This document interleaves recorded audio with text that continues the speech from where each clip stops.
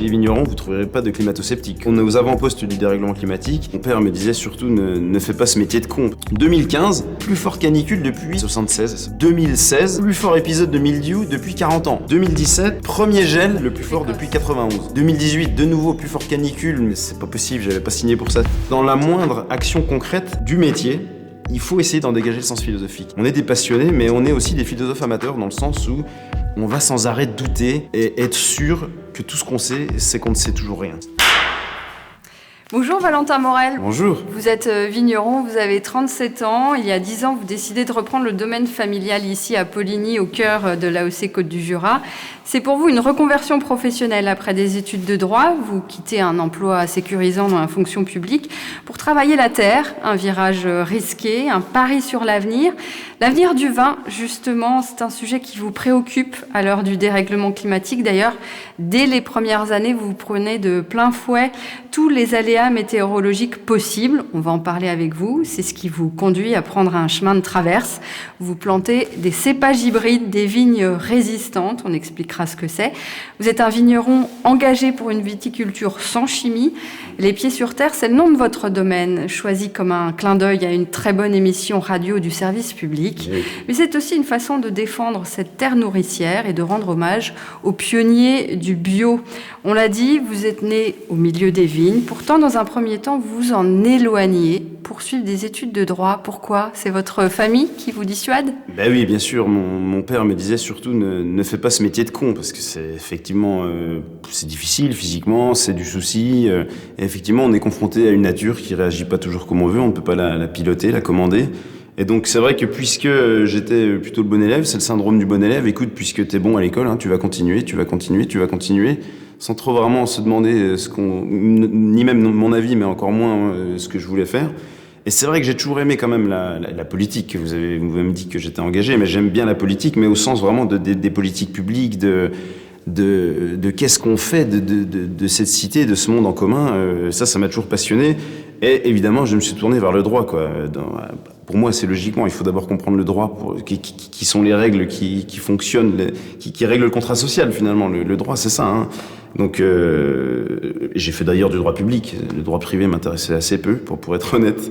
J'ai des souvenirs assez torturés du droit des assurances ou du droit des obligations. Mais non, le droit public, droit administratif, droit constitutionnel, c'est vraiment des choses qui me passionnaient. Droit de l'Union européenne, enfin, droit international. Et c'est vraiment, la politique, ça me passionnait, vraiment, au sens noble du terme. Et puis j'ai continué jusqu'à me retrouver au cœur de la politique, puisque je travaille en préfecture. On peut quand même dire que c'est le cœur des politiques publiques sur le territoire. Donc dit comme ça, c'est très beau. Comme je viens de le dire, c'est effectivement très passionnant. Et même, je crois une partie de ce que je dis, c'est-à-dire que je suis jacobin au sens révolutionnaire du terme. Je pense que l'État a un grand rôle à jouer pour changer l'action quotidienne des gens. Mais le paradoxe, c'est que je me suis retrouvé là-dedans, au cœur de cet État, comme cadre. Attaché préfectoral. Attaché de préfecture, au moment même où le néolibéralisme en fait bat son plein et où en fait on demande à l'État de se saborder lui-même et évidemment au cadre de saborder l'action publique elle-même, c'est-à-dire en fait en réduisant le périmètre à l'action de l'État. Donc en plus, ça se passe pas dans une préfecture, mais d'un point de vue global, le néolibéralisme, c'est effectivement un mouvement où l'État va se décharger de compétences qu'il a pour les attribuer à des acteurs privés. C'était pas du tout ce pourquoi j'avais signé. C'est pas du tout ce pourquoi j'imaginais travailler pour l'État. J'imaginais pas qu'on me demande de justifier des fermetures de services, parce que ça c'est des cas pratiques qu'on nous soumettait dans l'école de cadre. Comment vous justifiez qu'il y a tant d'agents en moins, qu'il faut fermer ce bureau, etc. Moi je regrette, mais c'était pas du tout pour ça que je voulais faire fonctionnaire. Donc au même moment, j'ai réalisé assez rapidement que mon père, en tant que vigneron, ou que mon frère, qui est lui aussi vigneron, faisait bien plus pour l'intérêt général que beaucoup de fonctionnaires qui sont censés œuvrer pour l'intérêt général des services publics. Mais je dis bien, je veux pas manquer de loyauté envers les fonctionnaires. Je sais très bien que beaucoup d'entre eux vivent très mal le fait de ne plus servir l'intérêt général comme ils voulaient le faire au début. Et je me suis dit que je ferais peut-être plus en continuant le vignoble familial, ne serait-ce que tout simplement, on n'y pense pas, mais c'est aussi de l'aménagement paysager. Je veux dire, c'est aussi l'intérêt général, l'aménagement paysager. On n'imagine pas des coteaux comme ça, tout enfrichés. S'il n'y avait pas de paysans, on oublie que les paysans aménagent le territoire. Donc voilà pourquoi j'ai repris le domaine familial.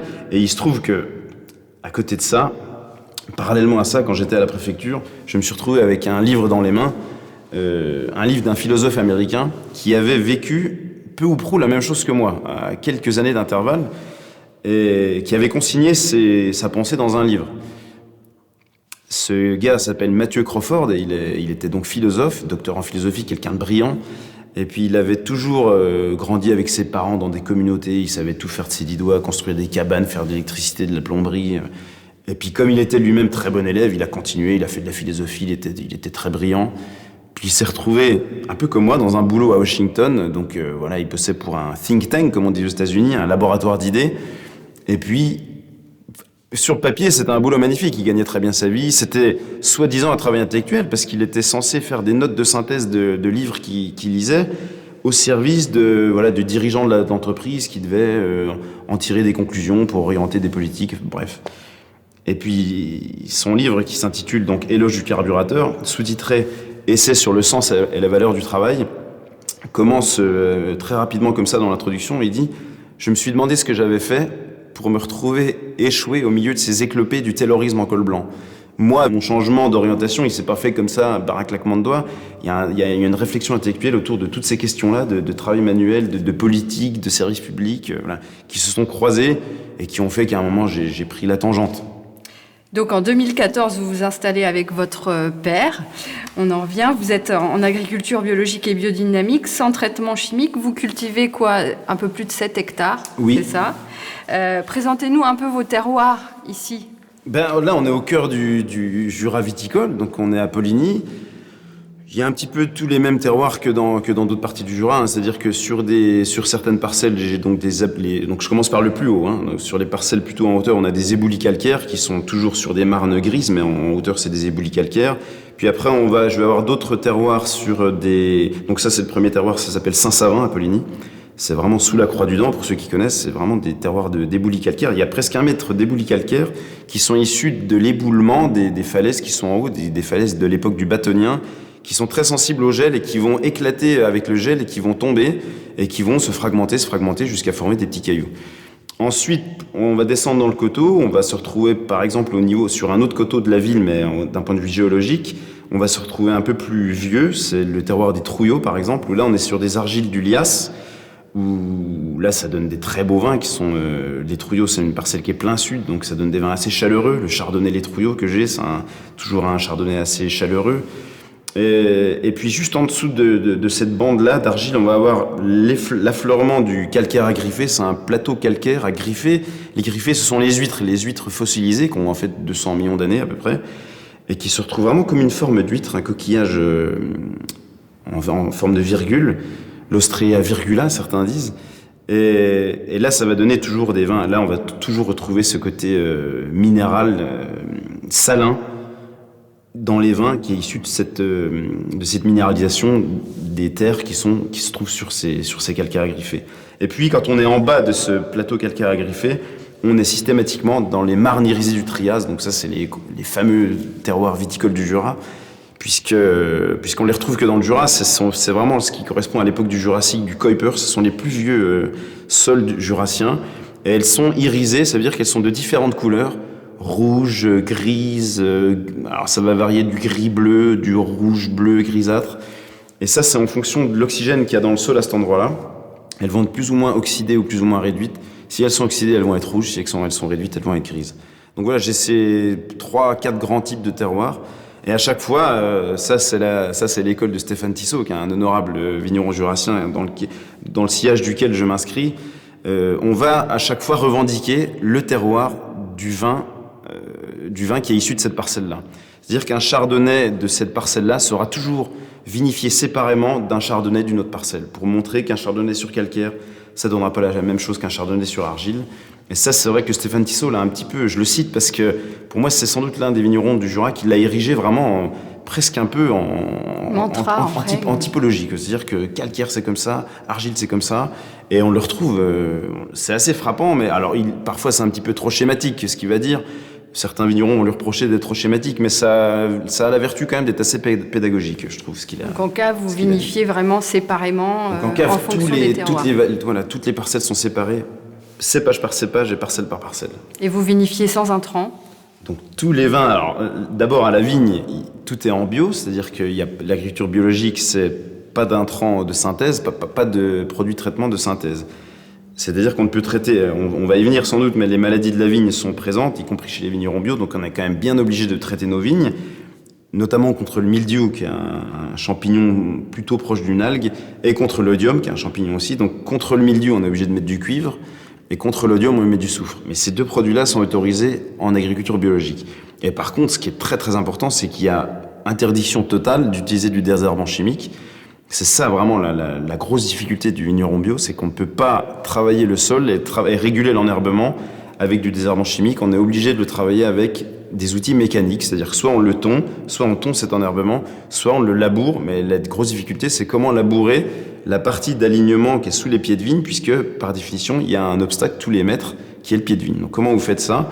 Donc il y a tout un tas d'outils, on peut buter, débuter, passer des lames, des couteaux, etc. Mais dans tous les cas, il faudra sans doute finir à la pioche pour peaufiner le travail. Donc ça, c'est vraiment le travail de la vigne, c'est agriculture biologique, pas d'intrants de synthèse.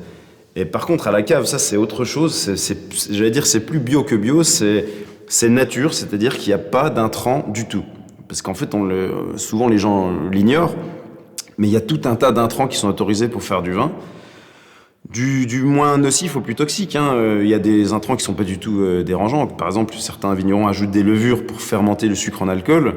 Il n'y a pas de danger sanitaire à ajouter des levures. Simplement, nous, on trouve que c'est regrettable parce que ça va standardiser le vin. Parce que toutes les levures vont être fabriquées peu ou prou dans les mêmes laboratoires. Elles vont venir du même endroit, elles vont être sélectionnées de la même souche. Donc si tout le monde vinifie son vin avec la même levure, c'est quand même un peu dommage de parler pendant 3 heures du terroir et puis finalement d'utiliser tous le même sachet de levure. Donc c'est vrai moi j'utilise pas de levure ajoutée, on appelle ça donc les levures indigènes, c'est les levures qui viennent du milieu. Et puis surtout, vin naturel, c'est souvent l'intrant qui fait crisper un peu tout le monde, c'est les sulfites. C'est vrai que les sulfites, le soufre, donc un dérivé du soufre, c'est un outil qui est extrêmement utilisé en vinification puisqu'il est très pratique, il est antiseptique, il est antibactérien, il est antioxydant, il a plein de vertus, mais il est, lui, pour le coup, très toxique et il va avoir tendance à figer les vins et à rendre aussi malade le consommateur, c'est-à-dire mal de tête, maux de ventre, etc. Et nous, on trouve qu'il va fermer les vins, les figer, leur procurer une dureté. Donc, il y a 0 sulfite chez moi aussi. Donc, chez moi et chez tout un tas de collègues, on est tout un tas de vignerons, de joyeux vignerons à militer pour ce type de vinification-là. Donc, sans intrants, pas de levure ajoutée, pas de sulfite, pas de filtration, pas d'enzymes, pas de chaptalisation, c'est-à-dire qu'on n'ajoute pas du sucre pour augmenter le degré alcoolique du vin. Enfin, là, c'est du vin. Certains collègues parlent de vin nu. Voilà, c'est du vin nu, c'est du vin libre. C'est du vin qui va exprimer. C'est du jus de raisin fermenté. En fait, c'est ça la définition du vin. Qu'est-ce que c'est que du vin ? C'est du jus de raisin fermenté. Et nous, on est content en vin naturel. On est content quand le vin sent le jus de raisin et non pas quand il sent le vin. Mais ça, c'est très compliqué à faire. C'est très compliqué à faire et le revers de la médaille, c'est que vous êtes soumis aussi à tout un tas de difficultés dès la culture de la vigne. D'ailleurs, dès le départ, vous faites face à de nombreuses difficultés et la première, c'est à votre installation, vous vous confrontez à la drosophile Suzuki qui s'invite et qui va amputer votre récolte de 30 à 50%. À l'époque, personne n'avait entendu parler de ce fléau, mais vous vous installez et bim, il y a déjà ce premier problème. Tout à fait. Mon installation, j'avais l'impression que c'était un parcours d'embûches. D'année en année, j'avais l'impression que c'était l'année la pire de ce point de vue-là, ou la plus importante de ce point de vue-là, ou la plus. Il y avait sans arrêt des superlatifs. Donc le 2014, c'était effectivement les drosophiles Suzuki. Personne n'avait jamais, c'était jamais arrivé, parce que des drosophiles, donc c'est des petites mouches que tout le monde a dans sa cuisine qui viennent un peu manger les fruits quand ils sont abîmés. Donc il y a un petit impact dans un fruit, et puis ils vont se mettre dans ce fruit abîmé, puis ils vont le manger. Mais la drosophile Suzuki, c'est une certaine variante de cette drosophile qui a la capacité, elle, de percer, de faire le trou. Parce que normalement, les drosophiles ne peuvent pas percer. Les drosophiles, ils vont dans un raisin ou dans une pomme quand le trou a été fait par une guêpe ou par un impact, voilà. Mais les drosophiles Suzuki, elles, c'était la première fois en 2014 qu'elles arrivaient à percer le raisin. Donc dans le Jura, on n'a pas de chance puisqu'on a 2 cépages qui sont très sensibles d'un point de vue de la peau, qui ont une pellicule très fragile, le Poulsard et le Pinot Noir. Et donc les drosophiles, elles s'en sont données à cœur joie, puisque c'est des pellicules qui sont très faciles à percer. Et c'était atroce en arrivant dans la parcelle de Poulsard en 2014, ça sentait le vinaigre, mais à 100 mètres à la ronde, quoi. Et personne n'avait jamais vu ça. C'était la première année. On ne sait pas pourquoi ils sont arrivés à ce moment-là, on ne sait pas pourquoi. Alors, depuis, ils sont là, hein. Depuis, ils sont jamais partis. Depuis, chaque année, il faut qu'on compose avec ça. 2015, première canicule, plus forte canicule depuis la fameuse canicule des années 70, 76, ça doit être ça, la canicule. Ok, d'accord, bon, pourquoi pas. 2016, plus fort épisode de mildiou depuis 40 ans. Pas de bol, hein, vous allez me dire, c'est pas de bol, c'est le mildiou. 2017, premier gel le plus fort depuis 91. Pas de bol. Là, je me dis, 40 ans, s'il y a un gel tous les 40 ans, ça va, on va s'en sortir aussi. 2018, de nouveau, plus forte canicule, mais du coup, c'est plus depuis 40 ans, puisqu'il y a déjà eu la plus forte en 2015. Et donc, du coup, l'utilisation de superlatifs n'a plus de sens. Quand on est sans arrêt en train d'essayer de comparer, oui, mais le plus depuis tant, puis qu'en fait, le plus depuis, c'est l'année dernière, finalement. Et là, vous vous dites, et là, on se dit, je vais arrêter. Là, on se dit, c'est pas possible, j'avais pas signé pour ça. C'est-à-dire que mon père, dans toute sa vie de vigneron, mon père a vécu 3 épisodes de gel printanier.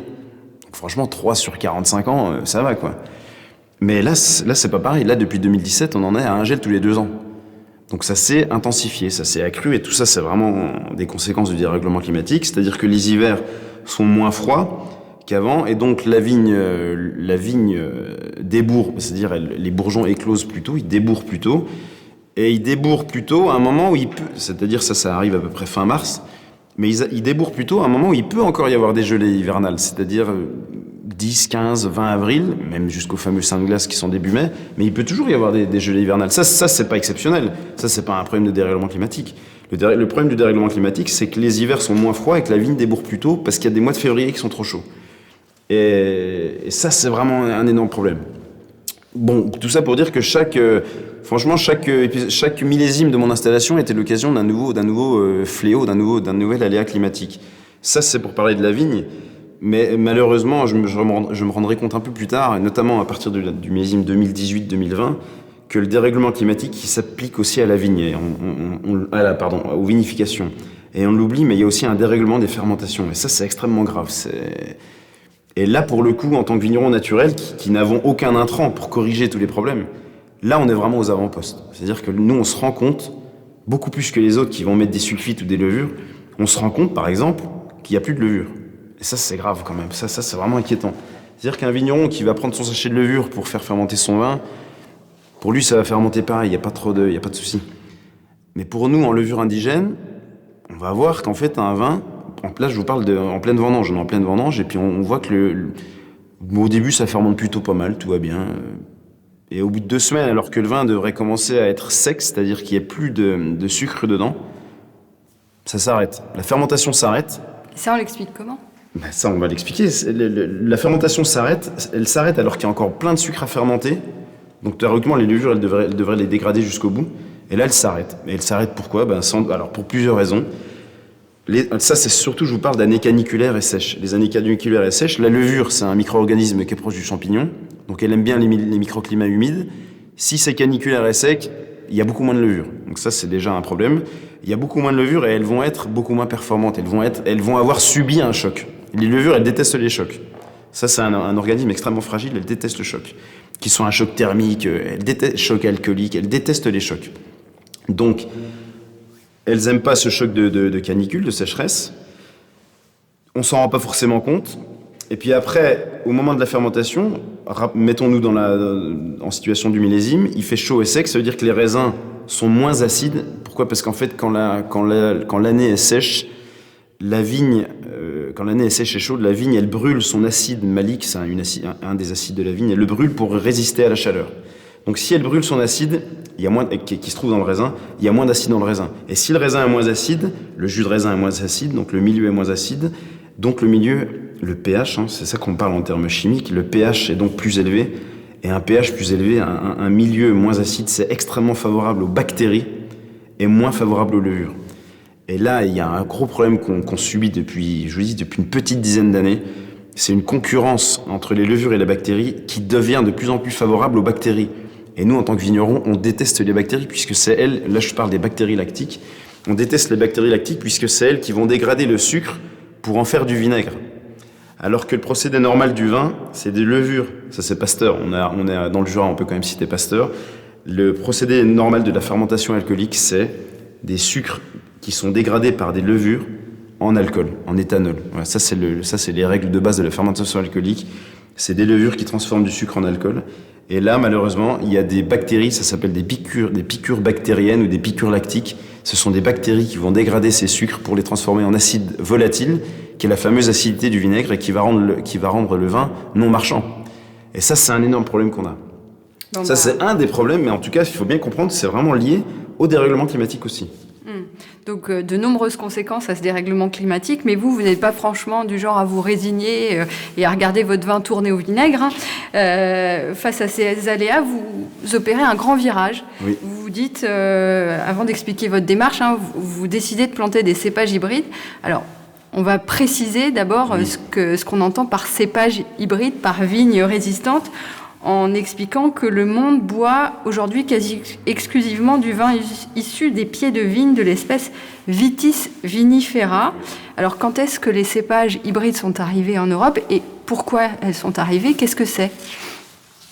Tout ça est très récent, finalement, dans l'histoire de l'humanité et puis de la vigne. Et c'est vrai que pour comprendre ça, on est obligé un peu de se reporter un peu en arrière, parce que sinon, on n'y comprend plus rien. Tout allait bien dans le meilleur des mondes possible de la vigne, jusqu'en 1850 à peu près. Et à ce moment-là, il y a 3 fléaux majeurs qui arrivent en moins de 30 ans. On l'oublie, mais c'est arrivé très rapidement, en moins de 30 ans, et il n'y a pas si longtemps, c'était il y a 150 ans.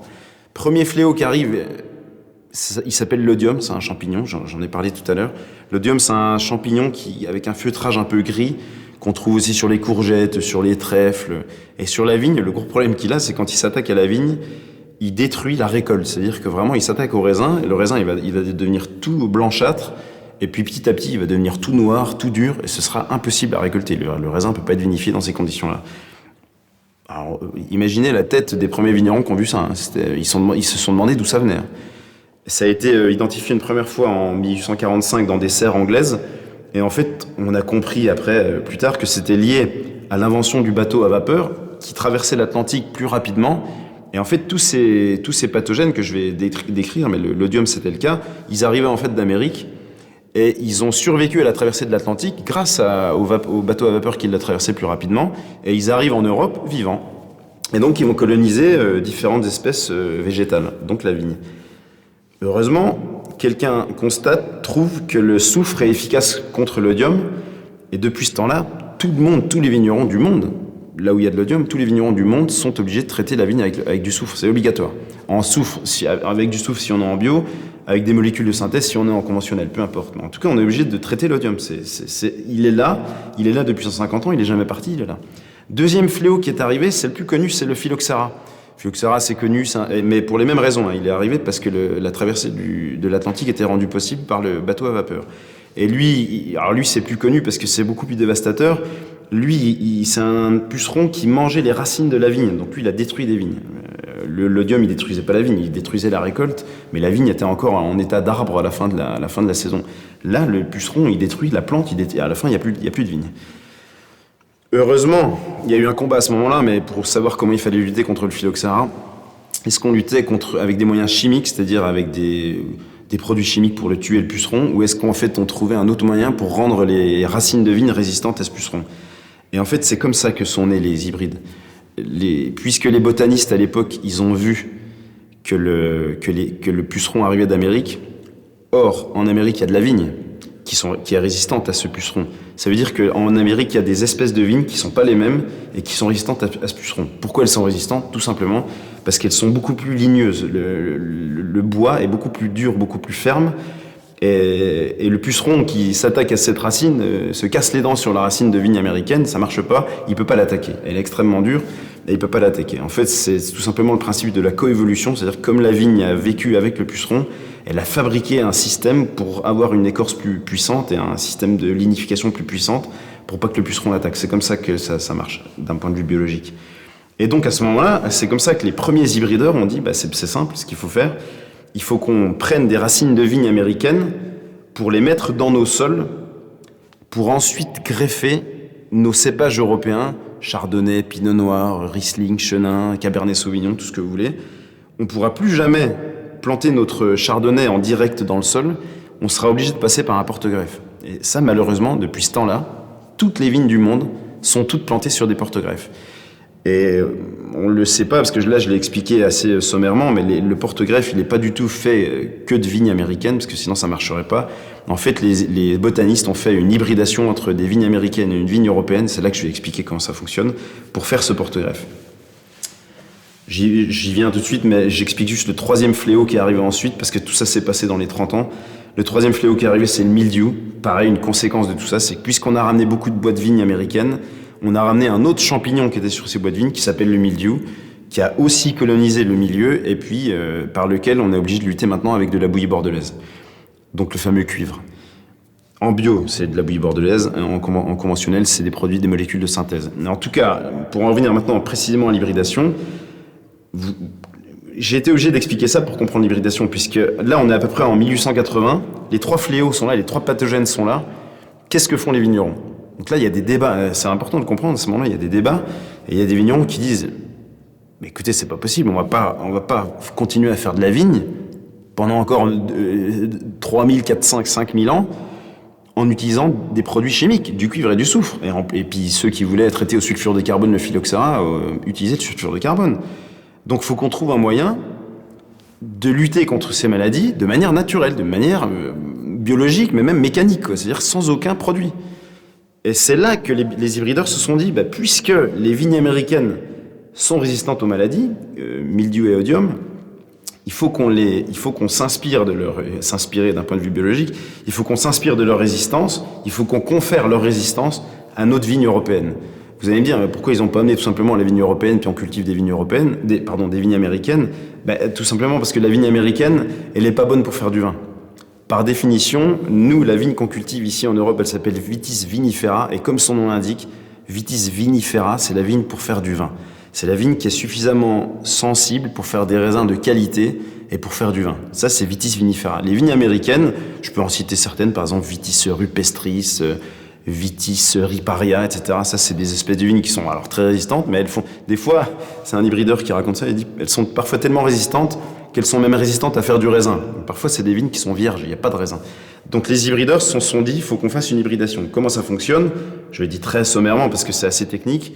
C'est au moment de la floraison de la vigne, au mois de juin, il faut empêcher que la vigne, elle est autoféconde et hermaphrodite. Donc elle n'a pas besoin de quelqu'un d'autre pour féconder, pour faire la fleur, pour faire la grappe de raisin. Donc premièrement, il faut l'empêcher de se féconder. Donc les hybrideurs vont déjà castrer l'inflorescence de la vigne, c'est la future grappe de raisin. Il y a une centaine de fleurs sur cette grappe de raisin. Donc ils vont castrer les parties mâles, c'est-à-dire les étamines, ils vont castrer ces petites antennes là, et la vigne ainsi, la fleur elle est émasculée, donc il n'y a plus qu'à la partie femelle.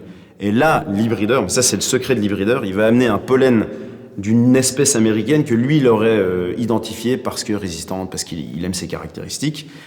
Et il va donc hybrider, il pollinise, il met un peu de pollen sur la vigne européenne fécondée. Et puis au vendange, il a un grain de raisin qui est un grain hybride. Et il prend, là c'est que le début, il prend les pépins de ce grain de raisin, il les sème, et la plante qui pousse, c'est ça la vigne hybride. Et le pépin qui pousse là, il a 50% des gènes de vigne américaine, 50% des gènes de vigne vinifera. Donc il a 50% de gènes de résistance et 50% de gènes de qualité. Donc un hybride, c'est ça. C'est aussi simple que ça. Donc c'est un croisement. C'est un croisement. Donc là, j'ai expliqué de manière extrêmement simplifiée, parce qu'en fait, c'est beaucoup plus compliqué que ça. C'est-à-dire que ce premier individu qu'ils ont obtenu, ils vont le recroiser plein de fois avec des vinifera pour en fait augmenter le pourcentage de gènes de vinifera pour augmenter la qualité. Et aujourd'hui, on a des hybrides qui sont composés à presque 98% de gènes vinifera. Ça veut dire qu'ils sont extrêmement qualitatifs, mais ils ont quand même les gènes de résistance. Donc un hybride, c'est ça. Les hybrideurs ont fait ça. Ça a commencé, il y a des mecs qui ont fait ça. Et j'ai une admiration pour eux, je peux les citer, des gens comme Georges Couderc, comme Sebel, qui sont des gens, d'ailleurs, les deux venaient de Aubenas, en Ardèche. Eux, ils ont fait ça, c'était déjà des ingénieurs agronomes, quand même. C'était des gens qui étaient très bons techniquement, scientifiquement. Mais eux, ils ont fait ça avec l'aide de personnes, dans leur jardin, dans leur pépinière. Ils ont fait ça avec leur intuition. Et j'ai une admiration pour eux parce qu'aujourd'hui encore, moi-même, je cultive des cépages que eux ont créés, il y a plus de 100 ans, et qui sont d'une qualité qui n'ont rien à envier à la qualité des cépages que fait l'INRA aujourd'hui, avec les moyens qu'a un institut de recherche publique qu'est l'INRA. Et c'est pour ça que j'ai une admiration sans borne pour Sebel et Couder, que je cite régulièrement, parce qu'eux ont fait ça dans les années 1880, et là, c'est important de donner un pourcentage de plantation, enfin de nombre de pourcentage d'hybrides plantés à un moment. En 1958, en France, 40% des vignes françaises étaient plantées en hybride. C'est énorme. Quand on se représente ce que c'est presque la moitié. C'est-à-dire une vigne sur deux était plantée en hybride. C'est énorme. C'est vraiment un pourcentage énorme. Aujourd'hui, c'est même pas 1%. Tout a été oublié, tout a été abandonné, alors que c'était des vignes complètement écologiques, sans aucun traitement, qui étaient résistantes donc, aux maladies de la vigne, mais aussi au gel. C'est-à-dire que c'est des vignes, quand elles gèlent comme les autres. Hein. Si elles débourrent avant le gel et qu'elles gèlent, elles gèlent. Par contre, après le gel, elles renvoient des bourgeons secondaires, voire tertiaires, et ces bourgeons-là sont fructifères, c'est-à-dire ils portent du fruit, contrairement à notre espèce Vitis vinifera, qui, elle, renvoie aussi des bourgeons secondaires, mais c'est des bourgeons juste de secours pour faire de la photosynthèse, pour survivre pendant une saison, pour faire de la photosynthèse et de la mise en réserve, mais elle n'est pas capable de renvoyer des bourgeons qui portent des fruits. Et vous, comment vous avez retrouvé ces cépages hybrides? Comment vous avez découvert à nouveau ces cépages hybrides? C'était au cours d'un stage? J'en ai entendu parler en Allemagne. J'étais en BTS en Alsace quand j'ai décidé de reprendre le domaine familial. J'ai quand même refait une formation en Alsace et puis après l'année de formation en Alsace, j'ai fait une période de vendange en Allemagne, donc juste de l'autre côté de la frontière, dans le Kaiserstuhl, une région qui s'appelle le Kaiserstuhl. Et là-bas, alors là, je savais pas du tout, hein, mais là-bas comme en Suisse ou en Allemagne ou au Québec, il y a énormément de vignes hybrides qu'ils appellent pas comme ça. Et donc je me retrouve aux vendanges, puisque c'était au moment des vendanges, je me retrouve dans une vigne avec le patron avec lequel je travaillais. Et franchement, j'avais jamais vu une vigne comme ça. Déjà, c'est des vignes en Allemagne, comme en Alsace, elles sont très hautes, elles sont en général un peu plus vigoureuses. Mais là, c'était particulier. 2013, c'était une année où il y avait quand même un petit peu de maladie, de mildiou. Et là, j'arrive dans une vigne en bio, hein, c'était un vigneron bio. Il n'y avait aucune tache de maladie. Il y avait une charge de raisin astronomique, j'avais jamais vu ça. Un mur de raisin. C'était un mur de raisin. Pas de pourriture, aucun pourri. Je dis, mais attends, mais qu'est-ce que c'est ça? En allemand, bien sûr, parce qu'on parle allemand. Je dis, mais qu'est-ce que c'est? Et là, il me dit, c'est des pivis. Alors, pivis, moi, je comprenais pas ce que ça voulait dire. J'ai fait le mec qui était pas déstabilisé. J'ai fait le gars qui comprenait très bien de quoi il s'agissait. J'ai dit, ah oui, des pivis, d'accord, c'est pour ça que c'est comme ça. Puis en fait, j'avais vraiment pas compris. Le soir, en rentrant chez moi, je fais quelques recherches. Et pivis, c'est P-I-W-I, c'est piwi. Et c'est un acronyme allemand qui signifie Pils Widerstandsfähigkeit. Pils, c'est les champignons, et Widerstand, c'est la résistance. Donc Pils Widerstand, c'est des plants résistants aux champignons, tout simplement. Donc ils appellent ça des cépages résistants. Et puis j'en ai parlé à mon père ici, qui était ici. Je lui dis, mais attends, mais tu connais toi les pivis, cépages résistants? Il me dit, oui, les hybrides. Mais il me dit, oublie, de toute façon chez nous on n'a pas le droit d'en mettre puisque c'est pas reconnu par les AOC, on perd l'AOC si on en met. Donc ça a commencé comme ça. J'ai dit, c'est dommage quoi. Et puis arrive le premier gel en 2017, qui était un peu dur, quoi, un peu traumatisant. Et c'est à ce moment-là que là c'est un hasard, quoi. Il se trouve que j'ai une voisine qui me propose d'acheter une petite parcelle de terre, un terrain nu, qui était à côté d'une de mes vignes, et qui était en plus en bas de coteau. Un bas de coteau, ça veut dire que c'est un endroit gélif, parce que les vagues de froid, elles descendent. Donc là, c'est une ville qui gèle un an sur deux, Donc je savais que c'était un endroit gélif et que c'était déconseillé de mettre un cépage qui était sensible au gel, quoi. Puis c'est là que je me suis dit, faut qu'on essaye les hybrides à cet endroit-là. C'est une parcelle qui fait franchement 12 arts. C'est tout petit, il n'y a aucun risque à prendre. Si ça marche pas, on les arrache dans 10 ans, puis terminé. La prise de risque, elle est vraiment minime. Et donc, je plante en 2017. Et en 2019, première récolte, puisqu'il faut attendre un petit moment avant que la vigne produise des raisins. Et donc je les ai pas traités, hein, puisque je savais que c'était des hybrides, que c'était résistant aux maladies. Je les traite pas, donc je les ai jamais traités pendant ces 3 ans, jusqu'en 2019, première récolte. Et là, je fais une récolte en 2019 astronomique. C'est-à-dire que c'est une jeune vigne, on appelle ça une 3e feuille. En tant que vigneron, c'est la 3e fois que la vigne vit une saison. Et mon père me dit, écoute, on était en pleine vendange, on faisait une grosse parcelle de vigne, et puis là, il me dit, écoute, je prends une petite équipe, on va finir la journée là-bas avec 5-6 vendangeurs, puis ça ira bien. Et puis il était 5h30 et il rentrait toujours pas, 6h30, il rentrait pas. Je lui dis, mais qu'est-ce qu'il fabrique? Donc je l'appelle, je dis, mais attends, mais vous en êtes où là-dedans? Faut qu'on démarre le pressoir, quoi. Il me dit non mais tu te rends pas compte, il y a une charge de raisin, j'ai jamais vu ça, on est 5, on aurait dû venir à 15 parce qu'on s'en sort pas. Je dis mais c'est pas possible, c'est une 3e feuille, normalement il y a très peu de raisin quoi. Et c'est vrai que j'étais même pas allé la voir en fait, j'étais même pas allé voir cette vigne avant de la vendanger. Je me suis dit il y a 3 grappes par pied puis voilà ça ira bien. Ah non c'était pas ça, il y avait un seau par pied et on s'en sortait pas. Pour une jeune vigne c'était du jamais vu. Et donc là je me suis dit attends, il faut que donc l'automne suivant c'est comme ça que ça a commencé. Je me suis vraiment replongé dans les bouquins pour comprendre ces plantes là à partir de ce moment-là, parce que le vin. Donc là, j'ai récolté pour la première fois, j'ai vinifié, je pouvais commencer à goûter le vin en cuve chez moi, en élevage. Le vin était très bon. J'avais fait un vin rouge, parce que j'avais des rouges et des blancs dans la parcelle. Donc j'avais fait une petite macération de tous les raisins blancs et rouges confondus. Et je goûtais le vin, honnêtement, il était super bon, quoi. C'était un vin sans complexité, hein, on est d'accord, mais en même temps, il s'agit d'une vigne qui a 3 ans, donc on parle jamais de grand vin de terroir sur une jeune vigne. Donc on le goûtait très bon. Puis je me dis, mais attends, mais c'est pas possible, j'ai pas traité la vigne. Je l'ai jamais traité. La vigne, elle a gelé. Parce qu'en 2019, on avait gelé. En plus, il y avait un petit gel de printemps. On a gelé. Il y a une charge astronomique. Et le vin est bon. Je dis, mais pourquoi on met pas tout ça, quoi? Donc c'est là que j'ai commencé un peu à me pencher sur la question, à entrer en contact avec des collègues vignerons que j'avais identifiés comme étant hybridophiles. C'est là que je me suis penché un peu plus avec mon ami Didier Grappe, qui est vigneron à Saint-Lothin, où on a un peu plus travaillé ces questions, parce que lui-même en avait planté des hybrides. Et puis il faut être initié, la difficulté c'est aussi de trouver les cépages pour les planter. C'est très compliqué de trouver les cépages, et là, heureusement, il y avait un petit réseau, je peux le citer, hein, mon ami qui s'appelle Nicolas Dordor, qui travaille en pépinière, et qui lui est un très bon technicien viticole, qui travaille chez un pépiniériste suisse qui est pépiniériste et hybrideur. Ça c'est très rare, qui s'appelle Philippe Borioli et Valentin Blattner, ils sont 2. Et lui, Nicolas Dordor, qui est jurassien, qui travaille là-bas, c'est lui qui m'avait vraiment aussi sensibilisé aux hybrides, parce que lui, quand je lui ai dit que j'avais découvert les hybrides en Allemagne, il m'avait un petit peu rayonné quand il m'a dit, écoute, mec, moi ça fait 15 ans que je bosse en pépinière à Neuchâtel chez Philippe Borioli et Blattner, j'en fais depuis 20 ans, il n'y a aucune nouveauté, donc le jour où tu as besoin d'en planter, tu me demandes, on t'en amène avec plaisir. Donc c'est vrai qu'heureusement que j'ai pu compter sur ce réseau pour savoir quel hybride planter, qu'est-ce qui est disponible, sur quel porte-greffette, etc. Il y a tout un tas de questions techniques auxquelles il faut répondre. Mais par contre, eux, ils règlent pas la question de la vinification. La vinification, c'est quelque chose ça correspond au goût du vigneron. Et là, c'est plus avec Didier Grappe, des gens comme Lilian Bauchet, des vignerons qui sont des vignerons hybridophiles, où on a un peu réfléchi tous ensemble et en mettant en commun un peu nos connaissances pour savoir qu'est-ce qu'il fallait faire. Parce que le problème, c'est qu'ils ont une très mauvaise image, ces hybrides, on va y venir. Ce qu'on leur reproche, c'est un manque de complexité au goût, un manque d'arôme.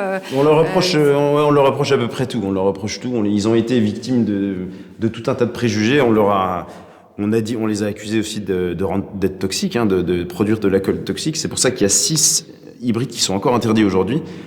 Comme ils sont assez connus, c'est Noah, Isabelle, Clinton, Othello, des cépages comme ça qui ont été interdits en 1935 sous prétexte qu'ils rendaient fou. Le Noah, le vin qui rend fou. Et il rend fou pourquoi? Parce qu'en fait, quand ils fermentent certains hybrides, au lieu de fabriquer de l'éthanol, ce qui est l'alcool logique du vin, ils fabriquent du méthanol, qui est un alcool toxique. Sauf qu'en fait, on a appris beaucoup plus récemment, en 2019, que certains cépages vinifera qui sont autorisés, comme par exemple le merlot, produisent plus de méthanol en fermentant que le Noah. Donc en fait, ils ont trouvé tout un tas d'arguments. C'était une fausse presse. C'était des fake news, comme on le dirait aujourd'hui de manière anachronique. En tout cas, oui, quand on veut tuer son chien, on l'accuse d'avoir la rage, mais c'était vraiment ça. Il fallait absolument régler leur compte à ces hybrides. Pourquoi? Dans les années 30, parce que ils portaient concurrence. En fait, il faut se mettre dans l'époque. Les années 30, c'est aussi le moment de création des AOC, des appellations d'origine contrôlée. 1936, on peut le dire fièrement, Arbois, qui est l'une des premières AOC françaises, avec Châteauneuf-du-Pape et quelques autres. Eux, ils créent des AOC. Moi, je me mets dans la peau des vignerons qui veulent faire des AOC. Hein. Pour moi, c'est une intention tout à fait louable. Et je ne veux pas du tout leur jeter l'opprobre. Donc il faut protéger l'AOC, il faut protéger les cépages. En fait, ils sont assis autour d'une table. On écrit nos cahiers des charges d'AOC, quel cépage on met? Est-ce qu'on met les cépages ancestraux qu'on a dans le Jura depuis 2000 ans, donc Poulsard, Pinot Noir, et qui sont très qualitatifs, Poulsard, Pinot Noir, Chardonnay, Savagnin, voilà. Ou est-ce qu'on met, passez-moi les guillemets, mais ces saloperies qui sont arrivées des États-Unis, à ce moment-là, il y a à peine 40 ans? Ben non, si on est vraiment artisans, vignerons, et qui portent une certaine éthique de la qualité, en fait, moi, je comprends qu'ils aient retenu ces cépages-là, les cépages les plus qualitatifs, c'est-à-dire l'espèce Vitis vinifera, qui en plus dans son nom indique c'est l'espèce pour faire du vin. Donc si nous, on est des vignerons de qualité qui voulons faire du vin de qualité, on va prendre que des vins de Vitis vinifera. Mais donc ça, c'est la manière un peu sympa de voir le débat, mais il faut aussi voir, il y a un côté beaucoup moins glorieux, c'est que les vignerons professionnels, parce que les années 30, c'est aussi un moment où il y a une spécialisation du métier de vigneron, c'est-à-dire que jusqu'à cette époque-là, les vignerons sont polyculteurs. Il n'y a pas de vignerons spécialisés, ce sont des polyculteurs. Ils ont 3 vaches, ils ont un peu de céréales, ils ont des foins et ils ont un peu de vignes. Et c'est vrai qu'à ce moment-là, des vignerons polyculteurs, c'est évident qu'il faut qu'ils aient des hybrides. Parce qu'ils vont pas... Je veux dire, un polyculteur, il a autre chose à faire au mois de mai, juin, juillet, que de traiter les vignes tous les 10 jours. Il a ses foins à faire, il a ses moissons, il doit s'occuper des bêtes, etc. Donc, tous ces gens-là, tous les polyculteurs avaient des hybrides. Et donc, pour eux, c'était l'idéal. C'est-à-dire que c'est une vigne dans laquelle ils allaient jamais la saison. Ils allaient la tailler l'hiver, février-mars, pendant qu'ils avaient rien à faire dans les champs. Ils faisaient rien dans cette vigne pendant la haute saison estivale. Là, ils pouvaient s'occuper de ce qu'il y avait à faire dans la ferme. Et puis au vendange, impeccable, ils finissaient les moissons, ou alors un peu avant ou un peu après, et ils allaient faire les vendanges, et c'était impeccable. Donc, et ces gens-là, il faut s'imaginer que ça représentait une concurrence pour les vignerons spécialisés. Qu'est-ce que c'est que ces branquignoles? Ils devaient s'imaginer ça, les vignerons spécialisés. Qu'est-ce que c'est que ces branquignoles, polyculteurs, là, qui font leur vin, leur sous-vin, leur vin médiocre, de médiocre qualité, et qui nous font concurrence, et qui ne nous achètent pas de vin, par conséquent. Et parfois même, il y a même des gens qui vont aller acheter du vin d'hybride à ces polyculteurs, plutôt que de nous acheter notre bon vin à nous. Il faut voir aussi les choses en termes sociologiques, c'est-à-dire il y a un combat symbolique du vigneron un peu prestigieux.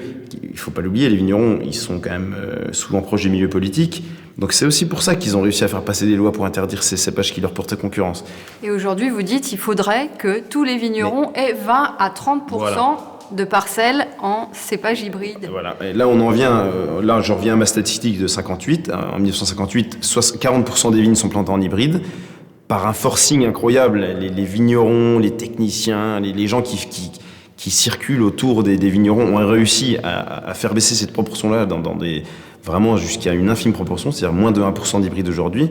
Et moi, je pense que c'est vraiment une grosse erreur et qu'on s'en rend compte, surtout aujourd'hui, à un moment où on parle de plus en plus d'écologie, de réglementation écologique, qu'il ne faut pas qu'il y ait de produits de synthèse pulvérisés près des écoles, près des maisons, on parle de zones de non-traitement, etc. Et je me dis, mais pourquoi on n'augmente pas le taux la part d'hybride dans notre vignoble français, notamment dans tout un tas d'endroits où ça pose problème, comme je viens de le dire, proches des écoles, près des maisons, sauf que ça suppose que les AOC ouvrent leur cahier des charges aux hybrides. Et ça, c'est pas encore dans l'air du temps. C'est compliqué. Alors certaines le font quand même, ce qui est quand même très surprenant, d'autant que parfois, la lumière vient de là où on ne s'y attend pas, comme par exemple en Champagne, dont on pourrait penser, si on avait quelques préjugés, que c'était une terre peut-être un peu conservatrice ou qui serait peu encline à aller vers ce type de cépage. Eh bien, très paradoxalement, ils ont autorisé un cépage hybride dans leur AOC, un cépage qui s'appelle le Voltis, qui est un cépage de l'INRA, qui, soit dit en passant, n'est pas du tout mon préféré, mais enfin bref, ils ont eu le mérite de le faire. Il y a d'autres AOC dans le sud de la France, parfois c'est pas des AOC, des fois c'est des IGP, qui en autorisent dans le cahier des charges. Moi, je trouve que c'est tout à fait louable, quoi. Dans le Jura, malheureusement, on n'en est pas là en ce moment. On autorise quelques cépages à titre expérimental, mais pas du tout des hybrides. Et ça, c'est un peu regrettable à mon avis. Mais moi, je pense que si effectivement on avait tous 20-25% d'hybrides dans nos parcelles, dans nos domaines, notamment, je dis pas qu'il faut les systématiser de manière stupide, mais on a tous en fait des endroits plus ou moins difficiles à cultiver. On a tous des parcelles qui sont plus sensibles à des champignons que d'autres parcelles. On a tous des parcelles qui sont plus ou moins sensibles au gel. On a tous des parcelles qui sont plus ou moins proches d'une école ou d'un cours d'eau ou d'une maison d'habitation. Dans tous ces coins-là, franchement, ça coûte rien de faire un essai, de mettre 3 rangs d'hybrides proches de la rivière, près de l'école, et qui sont des rencontrés de pas. Et les vignerons seraient surpris de voir la qualité du vin d'hybride qui en découle. Alors, Vous, en plus de tout ça, en plus de tout votre travail, de cette réflexion-là, vous trouvez le temps quand même d'écrire, Valentin Morel. J'essaye. Vous avez sorti un livre en 2023, Un autre vin, comment penser la vigne face à la crise écologique aux éditions Flammarion. Dans cet ouvrage, vous racontez justement votre retour à la terre, votre conversion en agriculture biologique, votre aventure avec les cépages hybrides. Mais c'est aussi une réflexion sur le rapport au travail. Oui. C'est ça le point de départ de votre livre ? Le point de départ du livre. C'est plus philosophique ? Je suis obligé de revenir à mon philosophe américain, à mon mécanicien. Oui, d'ailleurs, je ne l'ai pas dit, mais Crawford, il était philosophe et il est devenu mécanicien moto. Et il a expliqué effectivement sa reconversion dans le livre. Et ce livre, pour moi, vous avez compris que l'éloge du carburateur, pour moi, son livre, c'était vraiment ma Bible. Et j'ai toujours eu dans un coin de ma tête la volonté de faire l'éloge du carburateur appliqué à la vigne. Donc c'est vrai que mon livre, dans une modeste mesure, mais c'est un petit peu ça. C'est vraiment et en fait tout ça s'inscrit, vous l'avez bien dit, ça s'inscrit dans une réflexion sur la philosophie du métier. Je suis passionné de ces chercheurs-là qui se trouve qui sont plutôt américains. Là, en l'occurrence, les deux qui me guident, c'est Crawford et Richard Sennett, qui est aussi un autre sociologue, qui a écrit un livre qui s'appelle Ce que c'est la main, sous-titré La culture de l'artisanat. Et c'est des gens qui vont expliquer à quel point il y a une réflexion intellectuelle dans les travaux manuels. Oui, parce que vous décrivez beaucoup de choses techniques dans ce livre. Tout à fait. On découvre vraiment l'envers du décor, oui. Le travail de la vigne au quotidien, les réflexions, les questionnements que fait. Vous avez tout au long de votre vie de vigneron. Il y a une phrase de Sennett, donc ce sociologue américain, qui me hante, c'est il faut sans cesse essayer de dégager le sens philosophique de l'expérience concrète du métier. N'importe quelle expérience concrète. C'est-à-dire que, excusez-moi, mais passer la pioche, on voit pas bien la philosophie qu'il y a là-dedans. Et bien pourtant, il faut la chercher. Il faut essayer d'en dégager le sens philosophique. Et fermer une cuve à plafond mobile, une cuve à plafond mobile, c'est une cuve qui a un couvercle que l'on ferme à l'aide d'une chambre à air qu'on va gonfler. Vous allez me dire, écoute, t'es sympa, mais où est la philosophie là-dedans ? Et j'ai écrit un chapitre d'une petite dizaine de pages sur la cuve à plafond mobile. Et à la fin du chapitre, je l'ai envoyé à l'éditrice et je lui ai dit, écoute, non, à la fin, au dernier moment, je lui ai dit, écoute, il faut pas qu'on le laisse, ce chapitre, c'est n'importe quoi. On peut pas faire un livre avec un chapitre sur un plafond mobile, c'est absurde, ça n'a aucun sens. Et elle m'a dit, non, c'est génial, on est avec toi dans la cuverie, on sent tous les questionnements qui sont à travers cette fermeture du plafond. Et bon, franchement, moi, j'avais vraiment un doute. Croyez-le ou pas, mais beaucoup de gens, notamment de vignerons, me font des retours sur ce chapitre de la cuve à plafond mobile, parce que c'est vrai qu'on en a tous ras-le-bol de ces cuves à plafond mobile qui nous hantent la vie, parce qu'il y a tout un tas de petits détails techniques où parfois le vin va ressortir. Enfin, je passe les détails. Tout ça pour dire que dans la moindre action concrète du métier, il faut essayer d'en dégager le sens philosophique. Et ça me rappelle parce que là j'ai cité les Américains, c'est bien sympa, mais on est en Franche-Comté, vous êtes en plus vous-même de France 3 Besançon, on est obligé de citer Proudhon, le Bisontin, et qui lui-même, donc j'ai un ami qui est philosophe spécialiste de Proudhon, qui est américain, Edward Castleton, c'est vraiment un très grand philosophe qui vit ici en France à Besançon.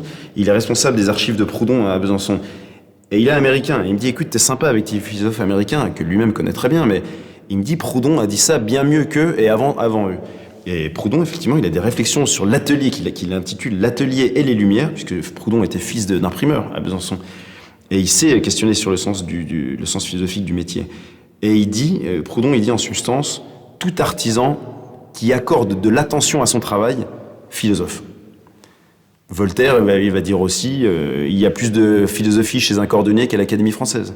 Donc ça, c'est tout un tas de penseurs dans le sillage desquels je m'inscris, qui m'ont guidé. Et c'est vrai que j'ai essayé d'appliquer, de faire une lecture du métier de vigneron à travers le prisme de penser comme ça, où finalement, même placer un tonneau droit ou pas droit, ou le fermer avec une bonde silicone ou une bonde en bois, il y a tout un tas de questions qu'on va se poser, qui sont des questions, mon frère le dit souvent, il dit on est des passionnés. Mais c'est vrai, c'est effectivement ça, on est des passionnés, mais on est aussi des philosophes amateurs. C'est-à-dire qu'il y a amateurs, je prétends pas du tout être Spinoza, c'est pas du tout ça, mais on est des philosophes amateurs dans le sens où on va sans arrêt douter et être sûr que tout ce qu'on sait, c'est qu'on ne sait toujours rien. Parce qu'après 10 ans ou 15 ans de pratique du métier, je comprends toujours rien. Il y a même un vigneron qui est l'un des plus illustres d'entre nous, Jean-François Ganeva, à Rotalier, dans le sud du Jura. À chaque fois que je lui demande un conseil, il est parmi les meilleurs d'entre nous. À chaque fois que vous allez lui demander un conseil, il va te dire, écoute, j'en sais rien. Moi, je te dis ce que je fais, mais je sais pas du tout si j'ai raison.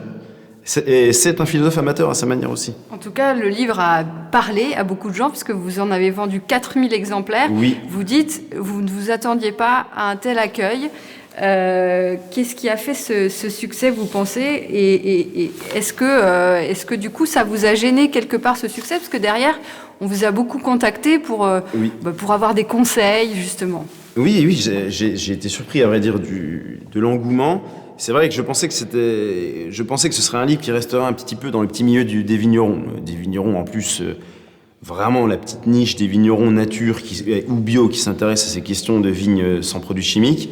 Mais en fait, pas du tout. C'est une question, je l'avais aussi fait un peu dans ce sens-là, mais ça a dépassé mes attentes. C'est-à-dire qu'assez rapidement, j'ai été contacté par des médias, y compris grand public, puisque c'est vrai que c'est une question citoyenne. C'est-à-dire quel vin les gens veulent-ils boire? Est-ce que vous voulez boire un vin qui reçoit des produits de synthèse ou des produits chimiques, même bio, c'est-à-dire du cuivre et du soufre, ou est-ce que vous voulez boire un vin qui est issu de vignes complètement naturelles, c'est-à-dire du vin nature, de la vigne à la cave?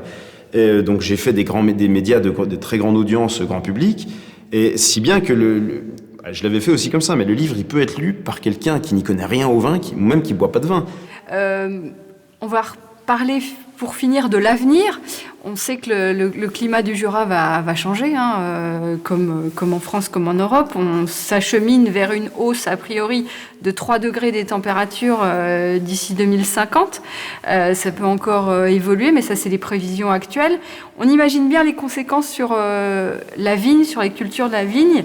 Est-ce que vous avez le sentiment que votre profession l'anticipe suffisamment aujourd'hui ? Oui et non, parce qu'on en est tous conscients. En tout cas, chez les vignerons, vous trouverez pas de climato-sceptiques comme on en trouve dans la société. Ça, c'est quand même, on est aux avant-postes du dérèglement climatique, et tous les vignerons, quelles que soient leurs idées politiques, ils sont tous, franchement, vous trouvez pas de climato-sceptiques. On est tous conscients qu'il y a un gros problème, que c'est de pire en pire. Mais le problème, c'est que vous changez pas une vigne comme on change. La vigne est une culture pérenne. C'est-à-dire que vous plantez un pied de vigne, c'est pour 40, 50, 60 ans, 70 ans. Et donc, c'est quelque chose qui est très risqué. Donc, quel plant de vigne il faudrait planter et comment il faudrait les cultiver pour se préparer, parce qu'effectivement, en fait, les 3 degrés... Pour Poligny, ce sera à Montélimar. Oui, tout à fait. D'ici une génération. Donc, c'est pour ça qu'on ne peut pas dire que les confrères s'y préparent pas, parce que même notre AOC, comme j'ai dit, elle a intégré, elle a permis certains cépages, elle a autorisé certains cépages à titre expérimental, et dans ces cépages, évidemment, il y a des cépages des régions du Sud, qui sont censés être des cépages qui s'acclimatent mieux au chaud, à la canicule, à la sécheresse. Et puis, donc, il y a d'un côté ces cépages-là qui sont autorisés, et d'un autre côté des cépages autochtones, mais plus rustiques, qu'on avait un peu oubliés. Et rustiques, pourquoi? Parce qu'en fait, ils sont un peu plus acides, et on les avait oubliés. Dans les années 30, au moment où on faisait les AOC, on s'est dit, attends, ça c'est pas très intéressant, ça mûrit jamais, c'est imbuvable. Et aujourd'hui, on se rend compte qu'un raisin qui mûrissait jamais en 1930 et qui était trop acide en 1930, ça peut être un cépage qui est intéressant aujourd'hui, parce que justement, il va être plus acide, il va mûrir plus lentement, et donc il va arriver à des taux d'alcool moins élevés, etc. Donc quand même, la profession, elle s'y prépare. Il y a tout un tas de vignerons, pas forcément dans le Jura, mais qui s'intéressent à l'agroforesterie, avec l'idée de planter des arbres dans les vignes pour faire des ombrages à la vigne. Le problème, en fait, c'est qu'on sait pas du tout ce qu'il faut faire. On est complètement démunis. Moi-même, les hybrides, je sais pas. Moi, j'en parle, et je dis pas du tout que c'est une recette. J'en parle toujours avec prudence. Et je dis à tout le monde, si vous n'en mettez pas plus que 25-30%. Je sais pas comment ça se comporte. Ne me faites pas dire ce que je n'ai pas dit. J'ai pas dit qu'il fallait tout passer en hybride. Parce que les hybrides, c'est pareil. Je sais pas ce qu'ils vont donner dans 50 ans avec plus 3 degrés. Ce que je peux dire, par contre, ce qui est sûr, c'est que beaucoup d'hybrides que j'ai sont beaucoup plus acides que les vins vinifera. Donc ça, c'est vraiment un avantage. Il y en a aussi des hybrides que j'ai qui sont très tardifs. Par exemple, un que j'ai qui s'appelle le Villard Blanc. Lui, c'est un cépage qui est très tardif et très acide. Donc moi, je trouve que c'est très intéressant de le mettre. Et lui, je trouve qu'en termes d'adaptation au changement climatique, il est très intéressant. Le Céval Blanc aussi, le Rayon d'Or aussi, il y en a qui le sont sans doute moins. Mais l'agroforesterie, c'est peut-être très bien aussi. Franchement, on est tous un peu démunis. On ne sait pas ce qu'il faut faire. Chacun fait ses tentatives à droite à gauche. Il y en a qui... Et je pense que je jette pas la pierre, en fait, à ceux qui font rien. Parce que ceux qui font rien pour s'adapter, je pense qu'ils sont complètement démunis. On ne sait pas ce qu'il faut faire. En tout cas, vous défendez ce terroir jurassien. C'est important pour vous d'entrer aussi en résistance et de montrer qu'on peut peut-être demain se passer de chimie. C'est ça votre espoir. Une de mes cuvées d'hybrides s'intitule, en référence à une chanson d'un rappeur, « Les mains dans le cambouis, mais pas un genou à terre ». C'est une belle métaphore de la résistance. Les mains dans le cambouis, mais pas un genou à terre. On en bave, on en chie, il y a des aléas climatiques chaque année, il y a des fléaux qui arrivent, mais on essaie quand même de se dépatouiller, de se retrousser les manches et d'essayer quand même de faire quelque chose avec ses pieds de vigne. Merci beaucoup. Avec plaisir.